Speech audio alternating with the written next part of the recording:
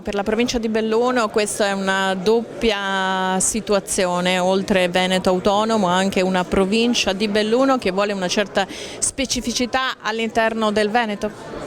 Assolutamente sì, è stato dimostrato coi voti che a Belluno c'è grande voglia di autonomia, lo sapevamo già, ma adesso c'è il dato certificato appunto grazie alla grandissima affluenza dei cittadini bellunesi. Ricordo che un quarto dei bellunesi sono iscritti all'AIRE, quindi sono residenti all'estero e non hanno potuto accedere al voto, quindi il risultato è stato clamoroso, il 98% ha votato per il sì e quindi è evidente che c'è una grande voglia di autonomia. Chiaro che nella trattativa col governo più grande diventerà la torta da spartire all'interno del Veneto, più grande diventerà giustamente la fetta per la provincia di Belluno. Quindi è un referendum, quello della provincia di Belluno, fatto in parallelo e complementare a quello della regione del Veneto. Che cosa rivendica la provincia di Belluno allo Stato, che cosa rivendica alla regione del Veneto? Ma con questo referendum si rivendica allo Stato di avere i soldi, che le nostre tasse rimangano qua. L'82% delle tasse oggi viene incassato dallo Stato centrale, si dice invece no, vogliamo che rimanga in Veneto.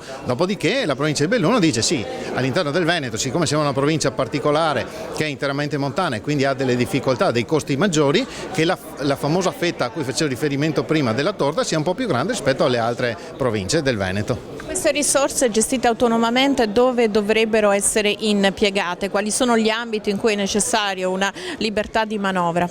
Ma abbiamo già nei confronti della provincia abbiamo già attivato un trasferimento di deleghe e funzioni amministrative, ovviamente però in questo momento lo facciamo con una fetta di una torta piccola. Noi vogliamo continuare in questa direzione facendolo con una fetta di una torta grande e quindi anche la fetta diventerà molto più grande. Lo abbiamo fatto nella difesa del suolo, lo abbiamo fatto nelle attività produttive, lo abbiamo fatto nel trasporto pubblico locale, lo abbiamo fatto sull'urbanistica, continueremo a farlo anche sulle altre materie. Quanto è importante anche gestire l'ambito del lavoro in montagna per evitare lo spopolamento?